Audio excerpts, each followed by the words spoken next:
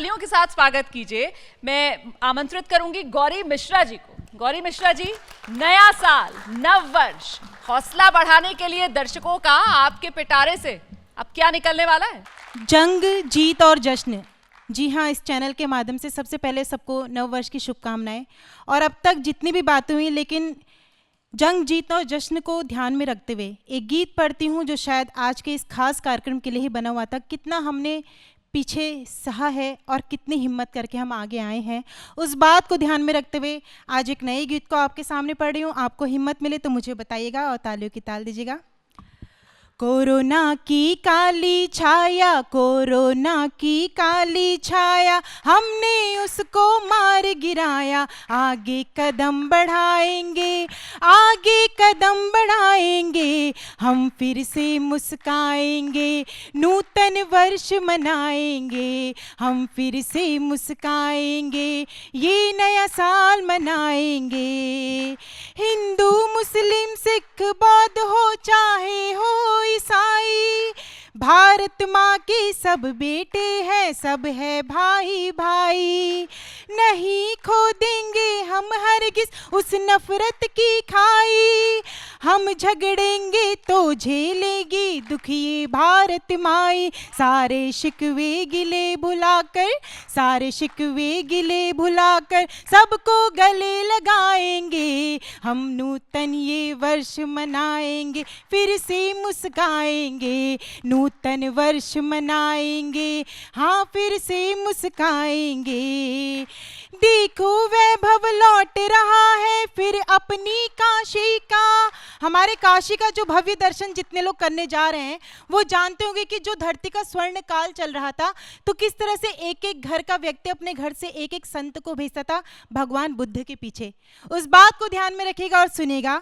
देखो वैभव लौट रहा है फिर अपनी काशी का, यही गर्व है, यह गौरव है हर भारतवासी का। फिर भारत का युवा वर्ग लेगा व्रत सन्यासी का, और फिर भारत का युवा वर्ग लेगा व्रत सन्यासी का। मुख चमकेगा जैसे चंदा हो पूर्णमासी का, फिर से खोज सत्य की करके, हाँ खोज सत्य की कर से विश्व गुरु बन जाएंगे, विश्व गुरु बन जाएंगे, हम फिर से मुस्काएंगे, नूतन वर्ष मनाएंगे, हम फिर से मुस्काएंगे, नूतन वर्ष मनाएंगे। जी, तो मोहब्बत होती है तो जिंदगी यूं ही खूबसूरत और आसान बन जाती है। अब जोरदार तालियों के साथ स्वागत कीजिए अगले खास मेहमान जिन्हें मंच पर मैं आमंत्रित करूंगी। दीपक सैनी जी, आ जाइए जल्दी से। नया साल विश्वास वाला। बहुत बहुत शुक्रिया। बहुत अच्छी बात है गौरी मिश्रा जी ने की कि मैं नैनीताल की ताज़ा हवा के साथ आई हूँ, तो मैं दिल्ली वालों की तरफ से 4 पंक्तियाँ मनोज भाई इनको देता हूँ, क्योंकि पूरे भारत से यहाँ लोग बैठे हुए हैं, पूरा भारत एबीपी न्यूज़ देखता है कि कोई मथुरा से चल के ब्रिजभूषण के साथ आया है, कोई मथुरा से चल के ब्रिजभूषण के साथ आया है, कोई लेके मन में रावण खरदूषण के साथ आया है। ये नैनीताल की ताज़ा हवा के साथ आई है, कोई दिल्ली के ताज़ा प्रदूषण के साथ आया है। ये बहुत बड़े बड़े कवि हैं, मैं बहुत छोटा सा कवि हूं। मेरा कविताओं में केवल इतना योगदान है जितना कोरोना को भगाने में भूटान का।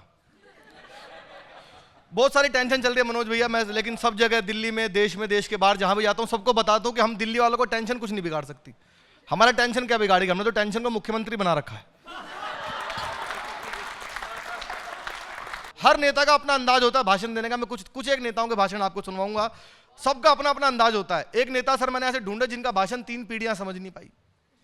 3 पीढ़ियां बीत गई, ये नेता बोल क्या रहे हैं मुझे समझ में नहीं आया, पिताजी को नहीं आया, दादाजी भी बिना समझे ही चले गए। मुलायम सिंह यादव भाई साहब किसी को समझ में नहीं आया, मुझे तो क्या उनके बेटे को समझ में नहीं आ रहा। अखिलेश जी से किसी ने पूछा आपके पिताजी ने क्या कहा, उन्होंने जो भी कहा ठीक कहा, क्या कहा ये नहीं पता। पिछले दिनों भाषण दे रहे थे और यही समझ आ रहा था राहुल ने मरवा दिया, इसके अलावा कुछ भी नहीं पता। उन्होंने जैसे भाषण देना शुरू किया, उत्तर प्रदेश का हमारी जनता, हमारी बात चली वो पैंट भी ले डाई भी लेके हमारे राहुल ने मरवा दिया। मैंने थोड़ी टीवी की आवाज तेज की, मैंने कहा अब शायद समझ में आया, वो दोबारा शुरू हुए, हवा बेला हिले उत्तर बई चली गुई लिख लू पेंटिंग का डाई पे हमारे लिख के जितनी चली हमारा राहुल हमारे बारे।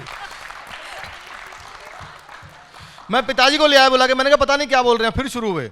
हवा बेला उत्तर बई चली गुई लिख लू अखिले बात हमारी पेंटिंग का जितनी हमारा राहुल हमारे बारे। पिताजी बोले बेटा टीवी बंद कर दे वरना सारे यहीं मर जाएंगे। हर किसी नेता का अपना अंदाज होता है बात करने का। ये कोरोना काल चल रहा है, कोरोना में बहुत सारी टेंशन हुई, दुनिया भर की सबसे ज़्यादा टेंशन भाई साहब मुझे हुई, क्योंकि कोरोना में क्या अंग्रेजी बहुत आ गई, सैनिटाइजेशन, वैक्सीनेशन, आइसोलेशन। अब जिसको बेचारे अनपढ़ आदमी को अंग्रेजी नहीं आती वो क्या करेगा। एक आदमी रोज हमारे घर पे आता है, बेल बजाता है, बोला भाई साहब सैनिटाइजर चाहिए। मैंने कहा मैं कहाँ से लाऊं। अगले दिन फिर आता है, बोला भाई साहब सैनिटाइजर चाहिए। मैंने कहा मैं कहाँ से लाऊं। कहता आप सैनी हो। मैंने कहा सैनी हूं तो सैनिटाइजर मांग लिया, अच्छा मैं चड्डा नहीं हूं।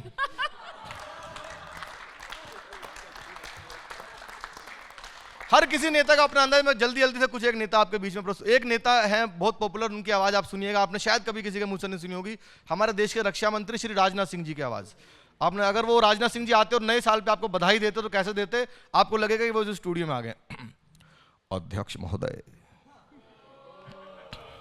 मैं यह कहना चाहता हूं कि जहां तक प्रश्न पाकिस्तान का है तो पाकिस्तान से यह स्पष्ट कह दिया गया है कि पाकिस्तान से अब कश्मीर पर कोई बात नहीं होगी, बात यदि होगी तो पीओके पर होगी।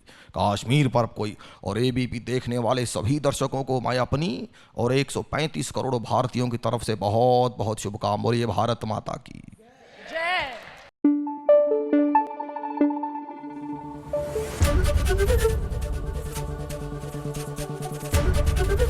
एबीपी न्यूज आपको रखे आगे।